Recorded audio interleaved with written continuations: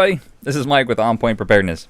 Going to do a prepping video today. Don't have a whole lot of these recently because we've just been covering the news and doing a lot of ministry stuff, but things are getting pretty crazy, especially over in Europe.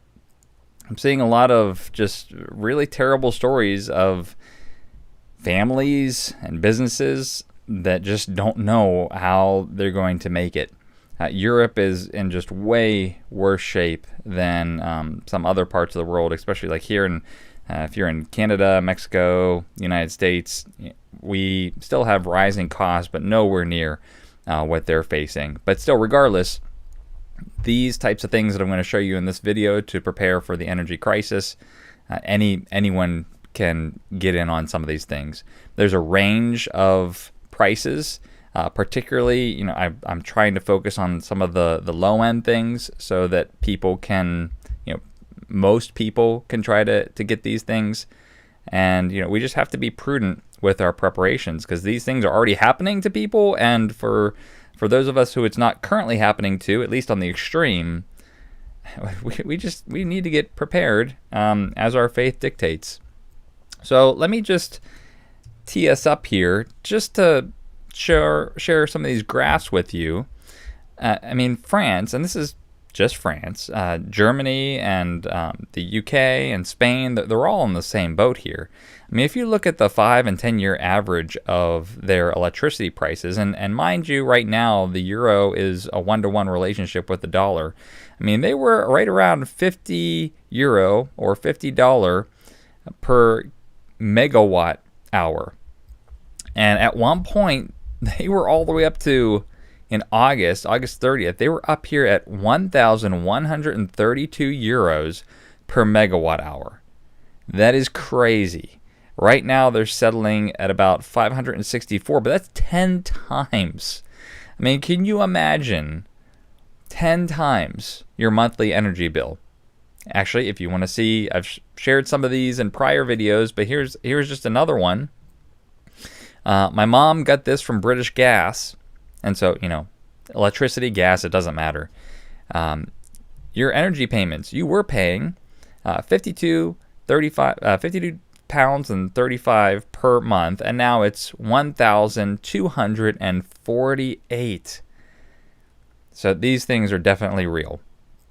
I see actually some subscribers in prior videos comment about how it is very, very difficult. And so, again, here are just some tips that we'll try to do to prepare for emergencies. And they can sort of be a hedge against some of these inflationary pressures, but still, life is going to be difficult. None of these things are really going to be just a fix-all and we're going to have life the way we knew it. Some of these preps are really just to keep you and your family alive if these prices continue to increase and people literally can't heat their homes, or there's some other natural disasters like Puerto Rico. If you look at Puerto Rico, 100% of the entire island was without power. They've got it restored to maybe about 30% of the island. But yeah, Puerto Rico is going through just waves and waves of things like almost every couple of years. So again, we need to just be prepared and prudent with how we prepare. So there's lots of videos out there talking about prepping and what you can do for this whole looming energy crisis. I have maybe 3 to 4 things in addition to some of the basic stuff that is very, very unique that I haven't seen many other people talking about, and they have a big bang for your buck. They're very impactful. So we're going to go through some of those right now. Now, in my Prepping 101 videos, and you can find them on my channel, I say, for people that are just getting prepared, this can be very overwhelming. And the best way to not be overwhelmed is just to take a step back, get a notebook, and start making a hierarchy. Try to start breaking things down into bullet points and sub-bullet points, and just think about, what you use and what you need on an everyday basis. Regarding energy, it's, we use energy for a lot of different things. And so we're going to be looking at some just miscellaneous electrical needs, heating, cooling, cooking, lighting, energy for preservation, like refrigerators and freezers. We use energy for our washers, so there's like hygiene requirements, transportation. So this isn't the end-all be-all list, but it's to give you ideas in terms of how you can think about energy and all its different uses in your life, and then start to break down about, where do I need to fill in some gaps. So I'm not going to go really heavy into solar in this one. A lot of people have asked me about the Pecron unit that I bought and doing a review on that, and just how to get into that. Again, we're not going to cover it in this video, but one of the things you can do before you even think about purchasing a solar unit, and there's really expensive solar units. My neighbor, he put down like 20 to 30 grand, which I don't have that type of money. For a whole house solar program. I just got, very small portable generator one, but there's even smaller ones that just handle your home electronics. Again, there's a very big range of things that you can get into, but in order to figure out what your energy consumption is, one of the first things I have under miscellaneous electrical is an energy watt meter for AC current. So there's a lot of different types of these on Amazon or all across the internet. This one seemed to have pretty good reviews. I have a lot of these links if you just want to see the examples on Amazon. But you just plug this into your outlet, and then you plug in the device, and it will record your max and your min and your total amount of wattage that you've used. And so I did buy one of these and was checking things like my air conditioning unit, the window AC unit. I started checking different lights, different appliances like refrigerator and freezer. And again, this will give you a really good idea in terms of, if I do go solar, how much power do I need? The really good features of this, the fact that it has a max wattage. A lot of electrical appliances, right when they're starting up, just like your car, when you're turning the engine, it needs like a lot more power to just start up. That's called like surge. So like some of these appliances will have a surge requirement, which is way higher than the normal operating wattage. And so this will capture it. It will show you, what is the max, how much you're consuming like each day or at the current time. And so then you can better plan out, if I do go solar, how big of a unit do I really need to purchase here? So this has also just been interesting, just to just be more mindful about just energy, and being a little bit more conscious about, oh wow, this, like, I never knew this particular device used this much power. So I think this is a must. Again, solar unit, we're not gonna get into this, but there's a huge range of generators, from big to small, cheap to expensive. I'm not going to get into this either as well, but generators, I do have stored gas in 5-gallon containers, and I bought a very small 2,500 watt inverter generator. These are the ones that are quieter and they produce cleaner energy. But again, that's another thing that you can temporarily use. For me personally, there's a fuel crisis as well. And so I was always in the mindset of, well, do I really want a generator? Because what if I can't get access to fuel? It's just going to be a waste. But if you store enough, my plan is really that my generator is just going to supplement my solar generator. And so these solar units, they've come a long, long way. And you can actually, like this Pecron one, I can put in 2 AC power plugs into the generator and draw 1,200 watts into my generator. And so if there's like cloudy days or whatnot, all I have to do is just turn on the generator for like about an hour and a half, 2 hours, and then I've got about 2 kilowatt hours full of battery that can last me all night. So that's the things with these generators. I didn't want to buy a really huge whole home one because, one, they're loud, they're gas guzzlers, and although they have some eco-friendly settings where it's not using as much gas, if these things are running and you're not pulling all the wattage that it can give, you're really just burning gas, and it's a waste. And so having the gas generator as a backup to my solar unit, I can be plugging my solar unit in and charging it very, very fast and using the gas generator very efficiently. Again, running it only for 2 hours, and when it's charged the battery, that battery lasts me like a whole day or 2 days. So again, just thinking about how you don't have to just go solar, you don't have to just go with the fuel generator. Think about how these things can complement one another. Another thing as well, if you're in one of these regions that has exponential pricing, I showed you some videos of stores that were shutting off their fuse boxes. You're sort of always tempted to use the electricity if it's just at the flick of a switch, or if you got kids and they're turning things on and off all the time. It's better just to shut off the fuses. That's just a way to conserve energy.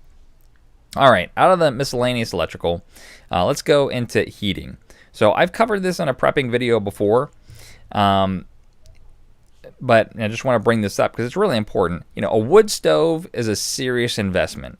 I mean, the wood stoves are expensive, installation is expensive. Honestly, the most expensive part of it all is actually the chimney. And not a lot of people have the money for that.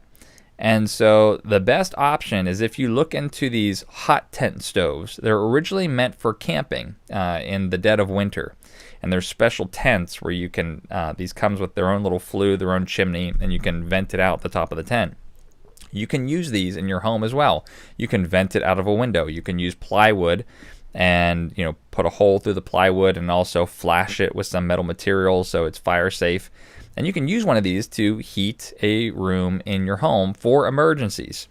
And so here's just one. I've seen them range on Amazon from maybe $150 to, there's some more expensive ones going all the way up to $500, like the G stove, which isn't on Amazon. There's a lot of YouTubers which do reviews on these. But again, for the price, like if you can find it for $150, I know that's out of some people's budget, but considering the place that we're in, I mean, this truly is a good investment.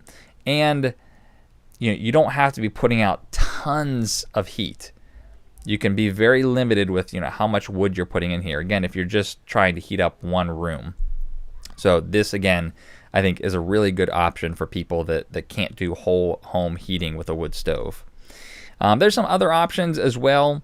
So kerosene heaters, I love kerosene heaters. Some people don't like them, and it's because of the smell. And honestly, I just don't think it's because they're using it properly. Anytime you're turning one of these on or you're shutting it off, it has to be done outside. When you turn it on, let it burn until the flame is optimal. And so that's like 2 minutes of burn time, and then bring it in. And honestly, I've never had a smell. Me and my family, we can't smell it. And then when you shut it off, definitely put it outside. I mean, there will be horrid fumes if you try to turn this on or shut it off in your home. But this one isn't really a good hedge against inflation because I checked kerosene prices and they are out the roof as well.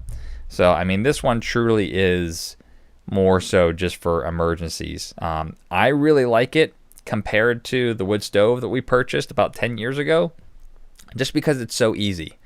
I don't have to ramp up the heat on the wood stove. All I do is just turn this thing on with a lighter, and 2 minutes later I bring it in the house and we're good. And it's a very moist heat. It's a very warm, moist heat. So it's really nice.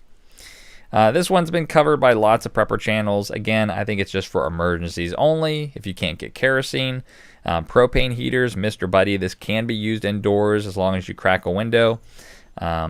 Again, this is the only safe way to really heat your home inside with a propane heater. Don't be trying to do a propane stove or put that in your house because you will get carbon monoxide poisoning. But again, this is a good option as well for emergencies. Talking about heating one room of your home. This is one of those 3 to 4 things that I haven't seen a lot of people talk about. RV antifreeze, or there's some antifreeze that's specifically for homes. Do not use antifreeze for your car, but go into Walmart and go into the RV automotive section, or again, you could probably shop online for antifreeze that's used to winterize homes. But if you can't heat your home, and you and your family are just using one room of your whole house, and you're trying to keep that warm, your pipes are going to freeze, and that you don't want that type of expense.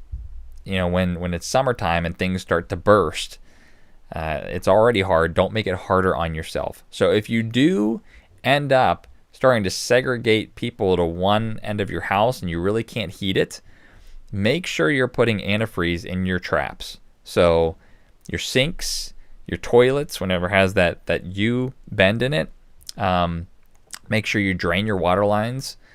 And again, this will prevent your pipes from freezing over.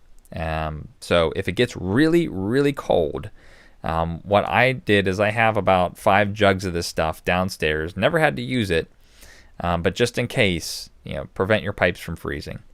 And then obviously there's other things like if you want to have some construction insulation for your windows on hand, or plastic wrap that does an okay job, just some little things.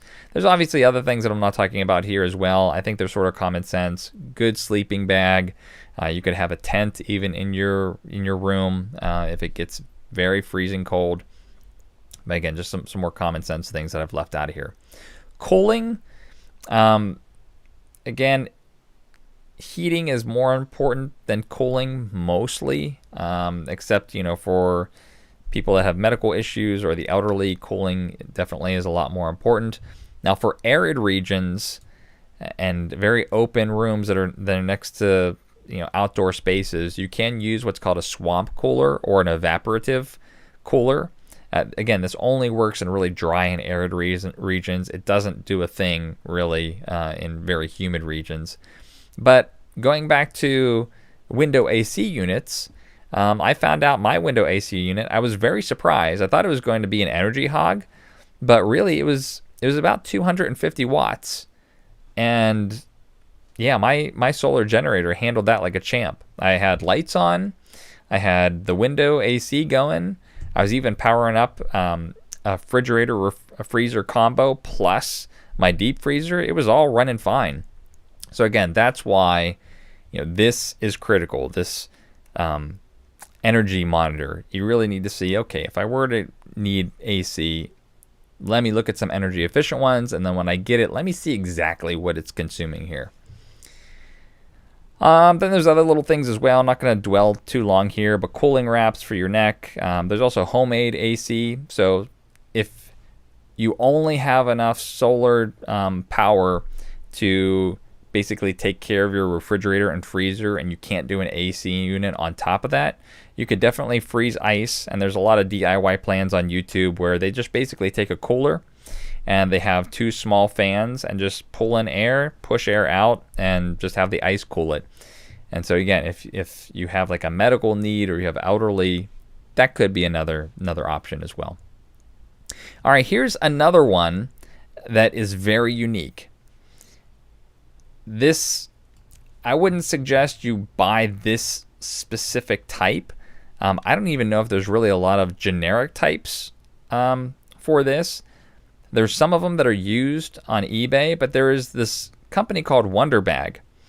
And what they did was they developed this insulated pouch. I mean, it's pretty big. It's like this big. It's got some special insulation material in it, and it's targeted towards third world countries because they have limited energy. They don't have a whole lot of wood to burn and things like that. And so what they do is they bring their pots to temperature. They boil whatever they need to cook. And it's almost like a slow cooker, except they're not putting in continual energy. They heat it up to where it needs to be. They put it in this insulated cover, and then it seals completely shut. And then all that energy is retained in the cooker, and they just let it slow cook all day long. And so I personally, I've been looking for one of these for a long time, but they've always been like over $100, like ridiculously expensive.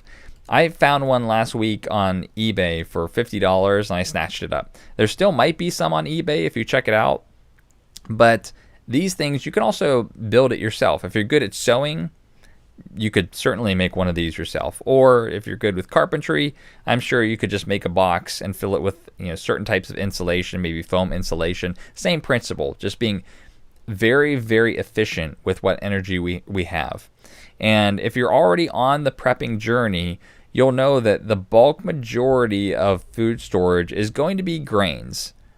Even if you're celiac or you're grain intolerant, you can still be doing rice. And if you know anything about cooking beans and rice, or if you try to like rehydrate wheat berries, I mean, those types of grains, it takes considerable amount of energy to make it edible. I mean, they're rock hard. You need to soften them up. And so you do not want to be, as we start to go down here into the cooking items, you do not want to be wasting your propane continually boiling water or continually, heating something up. Just heat it up, put it in an insulation bag, and then let it slow cook. So again, just thinking very efficiently about how to use the resources that we have. I've discussed this in one of my other prepping videos as well. Although the hot tent stove, you could technically cook on top of it. Technically, the flames wouldn't really get around your pot or whatever you're cooking with, so it might not be as efficient. So a while back, I did buy a rocket stove. Again, this is just a very small unit that I take outside to cook on. And the reason I did this is, we do have the wood stove, but I do not want to be, lighting that whole thing up and bringing it up to temperature just to cook on. If it's wintertime and it's already going, sure, I'll cook on top of it. But if it's summertime or if it's a mild winter and I don't want to be, wasting my wood and energy to heat that thing up, I'll just put, some kindling really in this, and I'll be able to cook much more efficiently. So, I purchased one of these. And with all of these things, again, I'm coming from experience that these are all the things that I've thought and did myself. Solar ovens, these have gotten considerably expensive. There are a lot of DIY videos on YouTube on how to make it yourself. I've tried it before, it didn't quite work out. But Sun Oven is a US brand, and it works really well. But again, it's quite an investment. Let's see. Do I have it on here? I don't. I think I put a link in the YouTube description box. But there's tons of these. A single burner propane camping stove. So if you have a propane grill, you don't really... looks like there's some type of alert. You don't want to use your propane grill because they have those long rails, and it's wasting the fuel. You want it to be very targeted, and you want to be very efficient just with heating up a particular pot or a skillet. So these things are about $20, $30. It's not a whole lot, but a single burner propane camping stove, and there are some attachments to where you can hook that up to those 20-pound, 25-pound propane jugs that you get at your grocery store. So again, this would be very, very useful as well for cooking. And then, obviously, more expensive is a full-blown wood stove. Here's third or fourth really unique item for energy. Love these. I bought maybe 6 of these, but if you are into canning, even if you're not, all of our glasses are mason jars. We drink all of our beverages out of mason jars.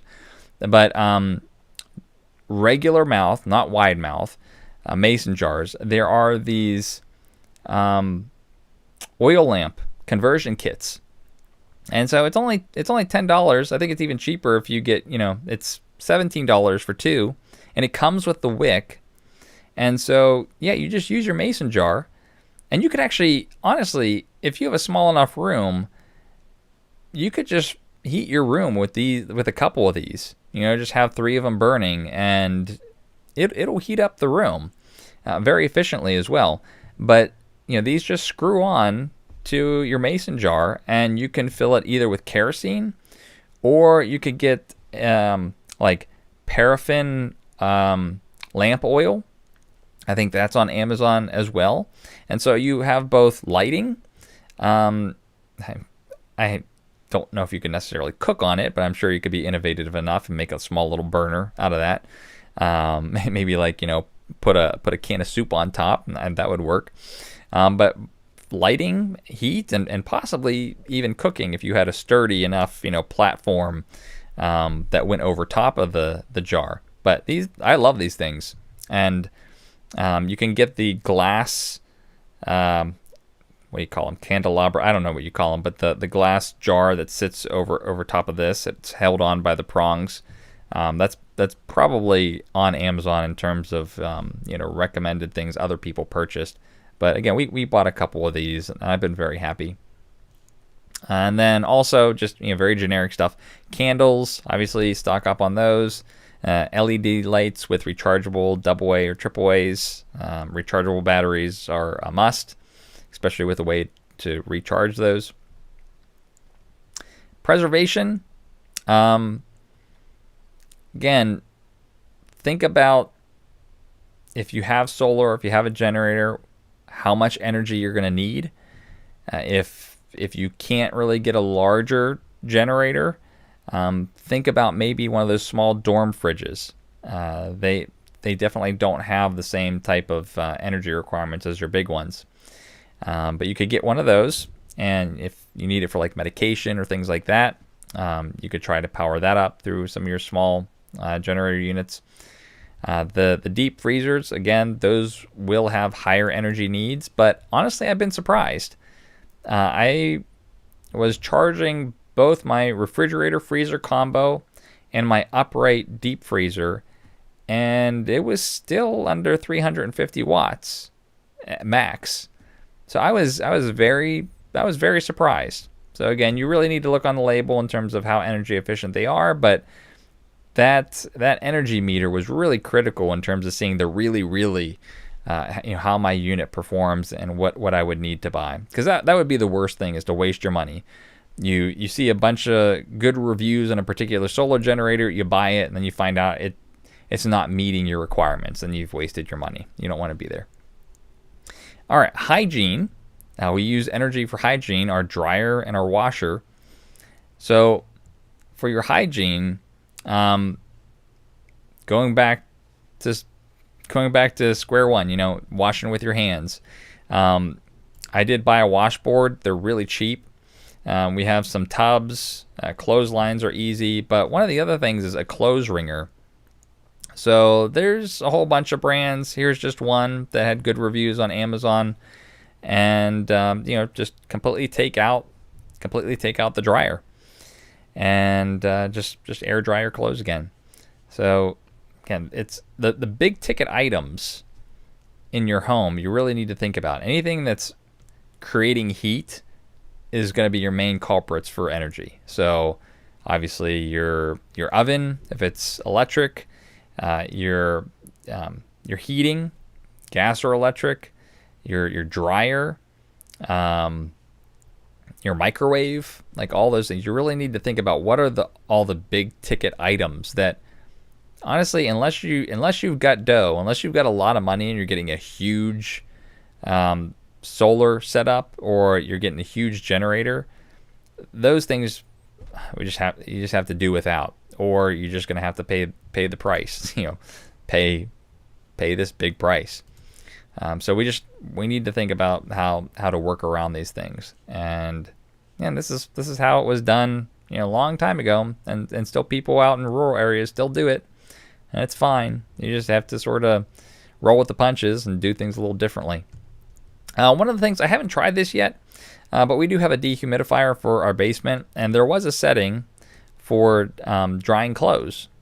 I'm not sure how efficient it is, but obviously my solar generator, there is no way it has enough power to power my dryer.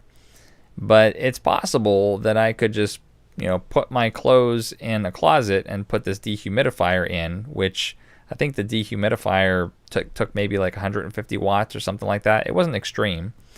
And so my generator could handle that, and I could dry my clothes with a dehumidifier. Or if it's in the wintertime, just know that if you have a wood stove or you have something like that, if you hang your clothes over it, not too close, you hang your clothes over it, you can dry it that way as well. And then the last segment I have here is transportation. This is just going to be a difficult one right now here in the States. Gas is going down, but everything that I've been seeing in the news is that the gas is down mostly because of manipulation, drawing from the strategic oil reserves, and that after midterms, that's likely to go up again. So we'll see. We'll see about that. But for me, it's actually one of my sports and one of my hobbies. Before I had kids and all my time was taken up by kids, I used to ride my bicycle a lot, have a road bicycle. So I have saddlebags, I have a trailer, and again, it's a good thing to have, not just for emergencies or not just for the hedging against inflation, but it's just nice to get out and bicycle around. So again, just really practical, prudent things. Like a lot of this stuff, I use quite frequently. Like the window AC unit we use, the kerosene heater we use, the wood stove we use. I've used the propane heater on occasion. The energy meter I've used all the time. There's some stuff that's really emergency dependent. Like I haven't used the oil lamp attachments a lot. I haven't used the clothes wringer a lot. I mean, I'd like to. I think it's just, I don't know, sort of nostalgic thinking about like the old times and stuff like that. But just be really practical against this about this stuff. These are things that you should be able to use on a daily basis. You're really not wasting your money, especially with these types of hard goods. They don't really expire. You do have to be careful if you're storing fuel or if you're storing kerosene. There is a shelf life to that, but otherwise for these hard goods, they last a long time. And so personally, I think they're good investments.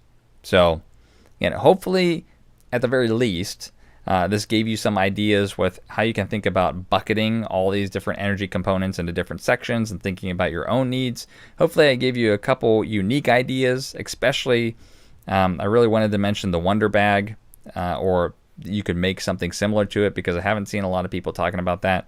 Just be very energy efficient minded because, again, energy is a really big thing and it's a limited resource. Honestly, before this whole situation happened of the last 2.5 years, as I looked back at my preps, I thought I was prepared, but for energy, I really wasn't.